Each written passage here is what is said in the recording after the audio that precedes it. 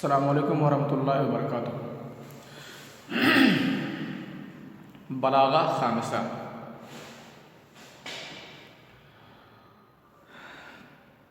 تشبیہ ضمنی کی بحث ہم لوگ پڑھ رہے ہیں، اور تشبیہ ضمنی کا قاعدہ اور اس کی بحث اور اس کی مثالیں ہم لوگوں نے پڑھ لی ہیں، اور مثالوں سے ہم نے تشبیہ ضمنی کو سمجھ لیا کہ ایسی تشبیہ ہوتی ہے جس میں مشبہ اور مشبہ بہ کو تشبیہ کی معروف صورتوں میں سے کسی بھی صورت میں نہیں رکھا جاتا ہے، بلکہ اس کو جملے میں محسوس کیا جاتا ہے۔ اب تشبیہ الضمنی تشبیہ لا یوضع فیہ المشبہ والمشبہ بہ، ایسی تشبیہ ہوتی ہے جس کے اندر مشبہ اور مشبہ بہ کو نہیں رکھا جاتا ہے، فی صورت من صور التشبیہ المعروفہ، کسی بھی صورت میں تشبیہ کی معروف صورتوں میں سے، بل المعانی فی الترکیب، بلکہ جملوں میں مشبہ اور مشبہ بہ کو محسوس کیا جاتا ہے۔ وَهَذَا النَّوْعُ يُؤْتَى بِهِ، اور یہ قسم لائی جاتی ہے، لِيُفِيدَ أَنَّ الْحُكْمَ الَّذِي أُسْنِدَ إِلَى الْمُشَبَّهِ مُمْكِنٌ، تاکہ یہ قسم یہ بتائے، اس قسم سے یہ فائدہ ملے کہ جو حکم مشبہ کے بارے میں لگایا گیا ہے یا مشبہ کی طرف جس حکم کی اسناد کی گئی ہے، یا یہ کہا جائے کہ مشبہ کے بارے میں جو بات کہی گئی ہے وہ ممکن ہے، وہ کوئی عجیب بات نہیں ہے۔ جیسے آپ نے تینوں مثالوں سے اس چیز کو سمجھ لیا۔ تینوں مثالیں، من یہن یسہل الہوان علیہ ما لجرح بمیت الایلام، جو ذلیل ہوتا ہے اس کے اوپر ذلت آسان ہوتی ہے۔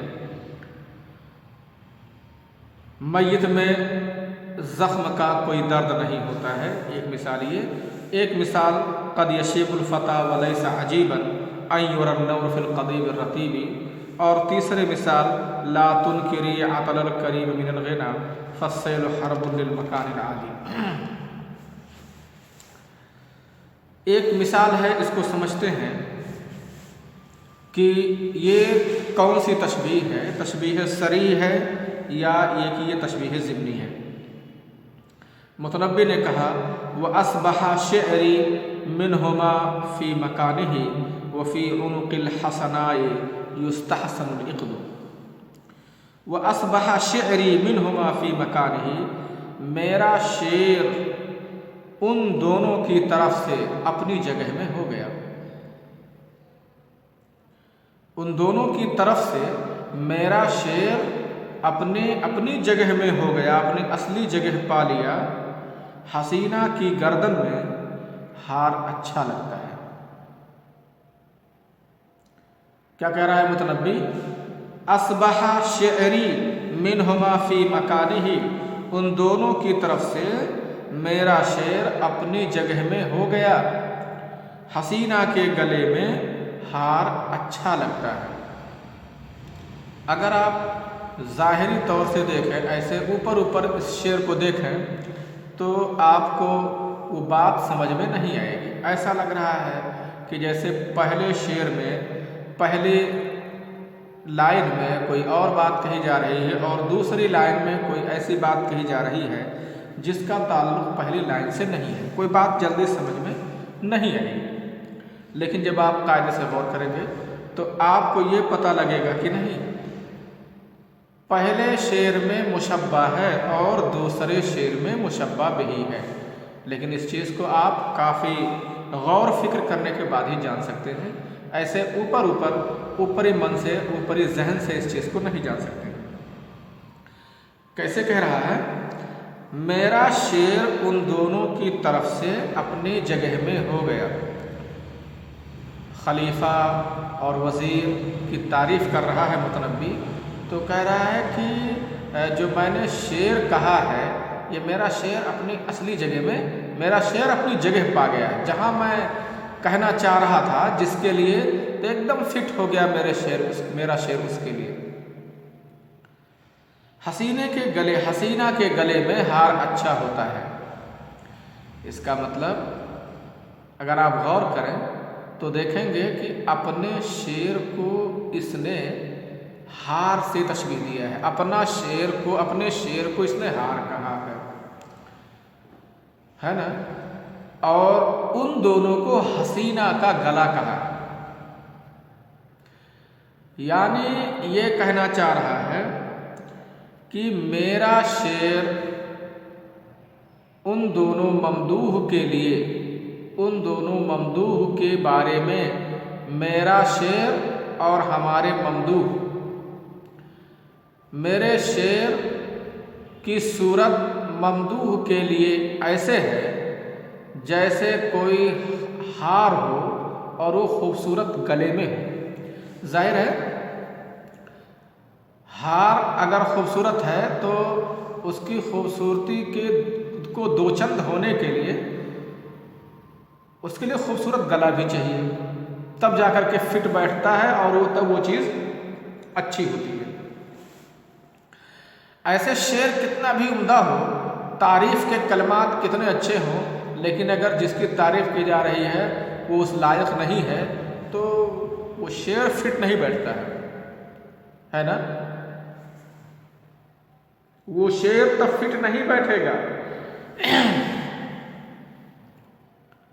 اور اگر تعریفی کلمات بہت اچھے ہیں اور جس کی تعریف کی جا رہی ہے وہ تعریفی کلمات کے مطابق ہیں، ان کے اندر وہ خوبیاں، ان کے اندر وہ اوصاف پائے جا رہے ہیں، تو ظاہر ہے اس شعر میں اور چار چاند لگ جائے گا، کیونکہ سچائی بیان کی جا رہی ہے۔ اسی طرح سے اگر ہار بہت اچھا ہے اور گلا اچھا نہ ہو، یعنی جس کے گردن میں وہ ہار ڈالا جا رہا ہے وہ بدصورت ہو، تو پھر چاند کے اس ہار کی بھی بے عزتی ہو جائے گی۔ ایسے اگر شعر بہت اچھا ہو لیکن جس کے بارے میں شعر کہا جا رہا ہے وہ لوگ اچھے نہ ہو، کہا گیا ہمارا خلیفہ بڑا سخی ہے، یہ ہے وہ ہے، دنیا بھر کی تعریف کی گئی، لیکن وہ بخیل ہوں، تو ظاہر ہے اس میں شعر کی بھی بے عزتی ہو جائے گی۔ جو اتنے اچھے اشعار کہے گئے ہیں، جملوں میں الفاظ کو جو ہے پرویا گیا ہے، بہت اچھا سا معنی وہ دے رہا ہے، اس شعر کی خوبصورتی گھٹ جائے گی، وہ شعر بیکار بے معنی ہو جائے گا۔ وہ شعر بے معنی ہو جائے گا۔ اسی طرح سے یا شعر ہی اچھا نہ ہو، اتنے اونچے خیالات شعر میں نہ پروئے گئے ہوں جتنا کہ اس کی سخاوت اونچی ہے، تب بھی ٹھیک نہیں ہوگا۔ جیسے اونچے اشعار ہیں، جتنے بڑھ چڑھ کر کے جسے تعریف کی گئی ہے، ویسے ممدوح کے اندر وہ خوبیاں بھی بڑھ چڑھ کر کے ہونا چاہیے، تب جا کر کے وہ شعر اچھا ہوتا ہے۔ اسی طرح سے ہار اور گلا دونوں اچھا ہونا چاہیے، ہار بھی خوبصورت ہو اور گلا بھی خوبصورت ہو۔ جب دونوں ہار مان لیجیے بیکار ہو اور گلا بہت خوبصورت ہو تب بھی وہ بات نہیں ہو پائے گی، یا ہار بہت خوبصورت ہو اور جس گلے میں گردن میں ہار ڈالا جا رہا ہے وہ بدصورت ہو، تب بھی وہ بات نہیں ہو پائے گی۔ تو کہہ رہا ہے کہ میں جو اپنا شعر کہہ رہا ہوں ان دونوں کے لیے، تو ان دونوں کی طرف سے میرا شعر ایسے ہے، میرا شعر ہو گیا، میرا شعر اپنی جگہ پا گیا، اصبح شعری منہما فی مکانہ، میرا شعر ان دونوں کی طرف سے اپنی جگہ میں ہو گیا۔ حسینے کے گردن میں، حسینہ کے گردن میں ہار اچھا لگتا ہے، خوبصورت ہار ہو، ہار خوبصورتی کا نام ہی ہے، ہار رہے گا تو خوبصورت رہے گا، اور حسینہ کے گردن میں ہار، تو اس میں مشبہ کون ہے؟ اگر ہم اس کو الگ الگ سمجھنے کی کوشش کریں تو سمجھیں گے کہ شعر کو تشبیہ دی جا رہی ہے ہار سے، اور ممدوح کو تشبیہ دی جا رہی ہے حسینہ کے گلے سے یا حسینہ سے۔ آپ نے اس میں دیکھ لیا یہ تشبیہ ضمنی ہے، تشبیہ صریح نہیں ہے، اس میں بصراحت مشبہ اور مشبہ بھی نہیں رکھا گیا ہے، یعنی مشبہ اور مشبہ بھی کو تشبیہ کی معروف صورتوں میں سے کسی صورت میں نہیں رکھا گیا ہے، بلکہ جملے میں یہ محسوس کیا جا رہا ہے۔ اگلا دیکھتے ہیں، کرم تبین فی کلامک ماثلا، آپ کے کلام میں کرم ظاہر ہو گیا۔ یہ شاعر کہہ رہا ہے کہ سخاوت آپ کے جملوں سے ہی واضح ہے۔ بھئی جملوں سے کہیں سخاوت واضح ہوتی ہے کیا؟ जुमलों से कहीं सखावत वाज़ेह होती है। आदमी के जो बड़े बखील होते हैं वो ऐसा भी होता है कि होते हैं हद दर्जे बखील, लेकिन जुमले ऐसे बोलेंगे कि सखी क्या बोलेगा वैसा जुमला। तो ये बात बड़ी अजीब सी लग रही है। और यही बात कह रहा है करम तबय्यन माथिलन फी कलामी, तबय्यन माथिलन वाज़ेह हो गया, फी कलामिक आपके कलाम में, आपके कलाम में करम, सखावत, शराफत आपके कलाम में वाज़ेह हो गई। आगे कह रहा है वयबीनु इत्कुल खैल मिन अस्वातिहा, घोड़ों की उम्दगी उनके आवाज़ से पता चल जाती है। घोड़ों की उम्दगी उनकी आवाज़ से वाज़ेह हो जाती है। घोड़ा सरी है कि बलीद है, तेज़ रफ्तार है कि सुस्त रफ्तार है, उनके आवाज़ से पता चल जाता है। देखो यहाँ क्या कह रहा है, यहाँ गोया ममदूह को घोड़े से तशबीह दे रहा है। ममदूह की सूरत उसके आवाज़ के साथ ऐसे है जैसे घोड़ा अपनी आवाज़ के साथ जाहिर हो जाता है कि मैं बलीद हूँ या सरी हूँ। तो आपने इन दोनों मिसालों में देखा होगा, और इससे पहले जो आपने और मिसालें पढ़ी हैं उनमें आपने अंदाज़ा कर लिया होगा कि इसमें मुशब्बह और मुशब्बह बिही को तशबीह की मारूफ सूरतों में से किसी सूरत में नहीं रखा गया है।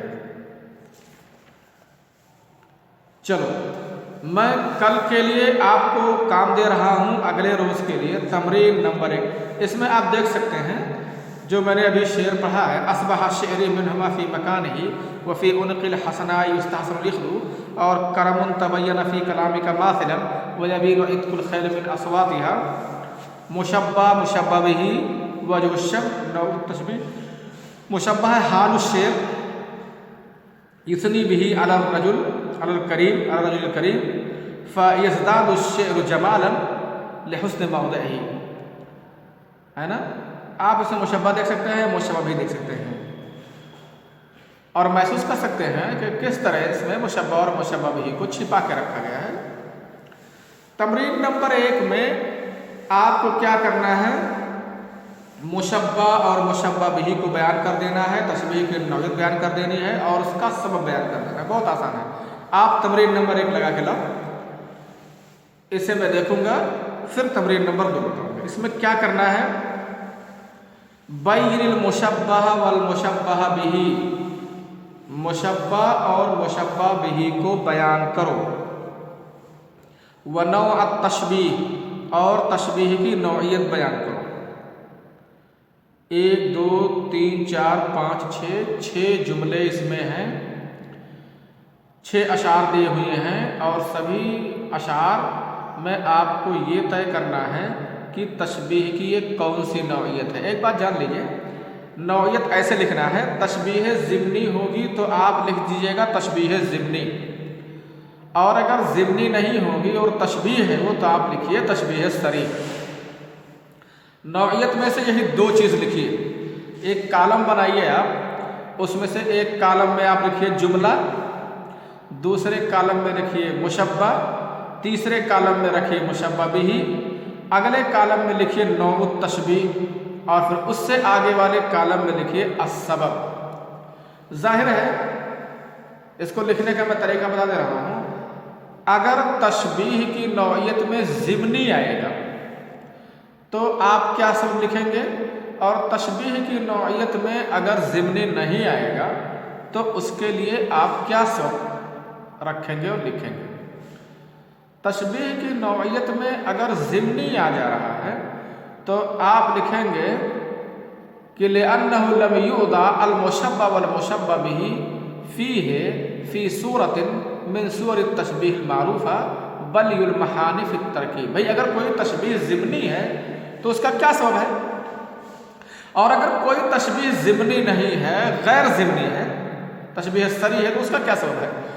अगर कोई तशबीह ज़िम्नी है तो आप उसको लिखेंगे इस वजह से ये तशबीह ज़िम्नी है कि इसमें मुशब्बा और मुशब्बा बिही को तशबीह की मारूफ सूरतों में से किसी सूरत में नहीं रखा गया। बस بس یہی ضمنی کا سبب ہے۔ اور اگر تشبیہ صریح ہے، غیر ضمنی ہے، تو آپ لکھیں گے کہ اس وجہ سے کہ اس میں سبب کے کالم میں آپ لکھیں گے کہ سبب یہ ہے کہ اس میں مشبہ اور مشبہ بہ کو تشبیہ کی معروف صورتوں میں سے کسی صورت میں رکھا گیا ہے۔ اچھا، تشبیہ صریح ہے تو اس تشبیہ صریح میں کون سی تشبیہ ہے، وہ اس کا نام نہیں پوچھا جا رہا ہے۔ اگلی تمرین میں یہ ہے، اگلی تمرین میں آپ کو یہ بتانا ہوگا کہ تشبیہ صریح ہے کہ ضمنی ہے، اور اگر صریح ہے تو اس تشبیہ کا کیا نام ہے۔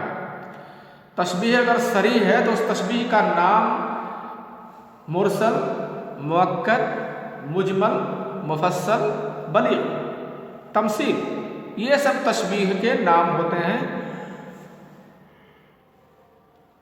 تشبیہ صریح کے مقلوب۔ لیکن اگر تشبیہ ضمنی ہے تو اس کا الگ الگ نام لینے کی ضرورت نہیں ہے، اگر وہ تشبیہ ضمنی ہے تو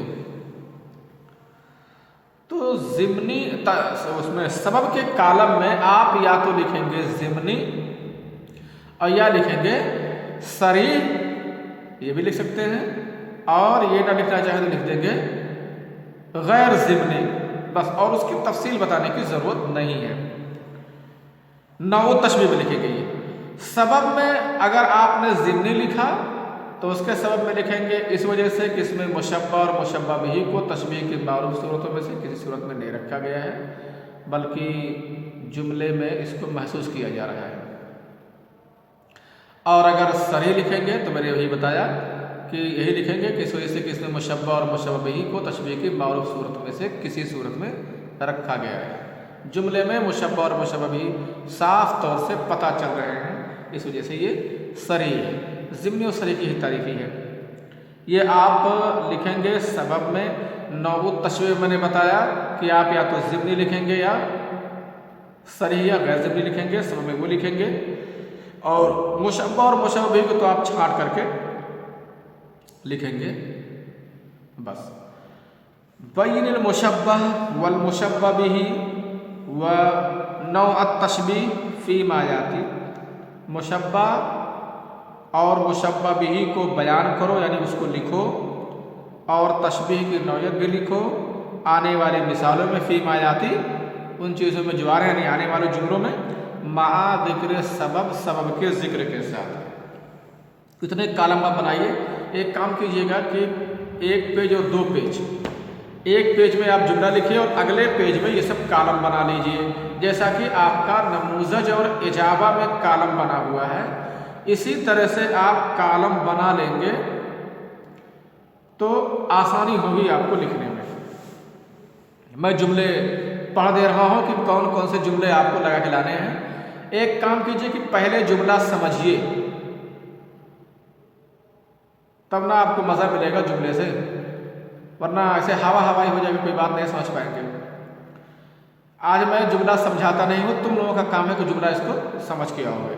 ضحوک الی الابطال، میں جملے صرف پڑھ دے رہا ہوں، یہ مثالیں لکھ لو۔ نمبر 1 مثال، ضحوک الی الابطال وهو یروعهم وللسیف حد حین یستو ورونق۔ وقال المتنبی ومن الخیر بطء صیبک عنی اسرع السحب فی المسیر الجہام لا يعجبن مضیما حسن بزته وهل يروق دفینا جودة الکفن وما انا منهم بالعیش فیہم ولكن معدن الذهب الرغام۔ وقال ابو فراس سيذكرني قومي اذا جد جدهم، اذا جد جدهم نہیں ہے، اذا جد جدهم، اس میں مس پرنٹنگ ہے، غلط چھپ گیا ہے۔ آپ نے اس شعر کو مجموعہ میں بھی پڑھا ہوگا یا ممکن ہے بھی نہ پڑھے ہوں۔ سيذكرني قومي اذا جد جدهم وفي الليلة الظلماء يفتقد البدر تزدحم القصاد في بابه والمنحل العذب كثير الزحام۔ تزدحم ازدحام، तज़दहिमुल क़ुस्साद फ़ी बाबी वल मनहलुल अज़्ब कसीरुज़्ज़िहामी। ये 6 मिसालें आपको दी जा रही हैं, इनमें आपको तशबीह की नौइयत छांटना है, मुशब्बा भी मुशब्बा मुशब्बा में जो है मुशब्बा भी छांटना है और सबब भी लिखना है कि वो तशबीह क्यों है। अस्सलामु अलैकुम व रहमतुल्लाहि व बरकातुहू।